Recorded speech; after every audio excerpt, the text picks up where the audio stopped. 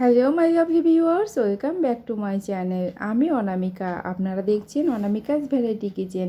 Anamika's variety কিচেনের নতুন রেসিপিতে আপনাদের সকলকে অনেক অনেক স্বাগত জানিয়ে আজকের রেসিপিটি শুরু করছি। আশা করি আমার সকল বন্ধুরা ভালো আছেন এবং সুস্থ আছেন। আজকে আমাদের রেসিপি আলু এবং ভেন্ডি ভাজা। খুব সাধারণ একটি রেসিপি আজকে আমি শেয়ার করতে চলেছি।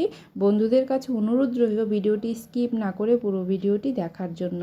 এখানে দেখুন আলু ভাজার মতো আমি আলু কেটে নিয়েছি, আর ভেন্ডিগুলোকেও সরু সরু করে এভাবে কেটে নিয়েছি, আর পেঁয়াজ আর কাঁচা লঙ্কাও কেটে পরিষ্কার করে ধুয়ে সব কিছু রেডি করে নিয়েছি। আর কড়াইতে আমি সাদা তেল গরম করতে বসিয়ে দিয়েছিলাম।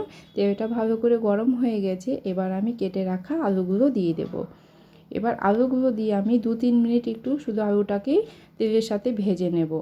আর ভেন্ডি যখন বন্ধুরা আপনারা ভেন্ডি যখন কাটবেন তখন কিন্তু ভেন্ডি কেটে ধোবেন না। ভেন্ডিটা কাটার আগে গোটা ভেন্ডিটা আপনারা ধুয়ে তারপরে কাটবেন, কেননা ভেন্ডি জ্বালানো টাইপের সবজি।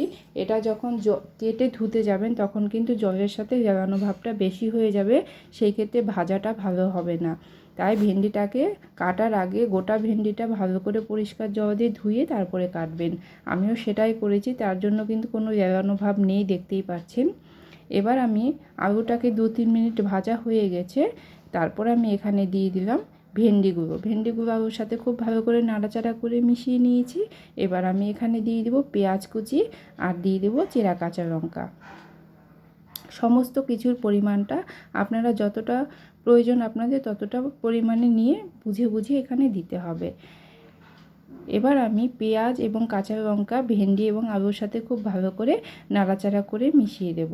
আর আমি এখন কিন্তু এখানে কোনো রকম লবণ বা হলুদ গুঁড়ো দিইনি, কেননা ভেন্ডি একটু জ্বালানো টাইপের সবজি।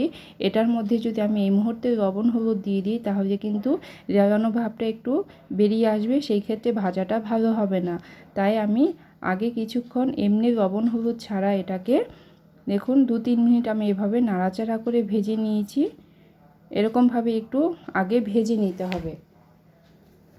ফার্স্টেই যদি লবণ হলুদটা দিয়ে দেওয়া হয় সেক্ষেত্রে ভাজাটা কিন্তু ভালো হবে না।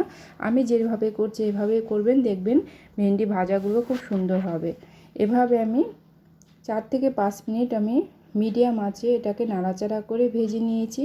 আর দেখতেই পাচ্ছেন এটার কালারটাও কিন্তু চেঞ্জ হয়ে গেছে। এবার আমি এখানে দিয়ে দেব স্বাদ মতো লবণ, আর দিয়ে দেব এরপরে আমি এখানে পরিমাণ মতো হলুদ গুঁড়ো।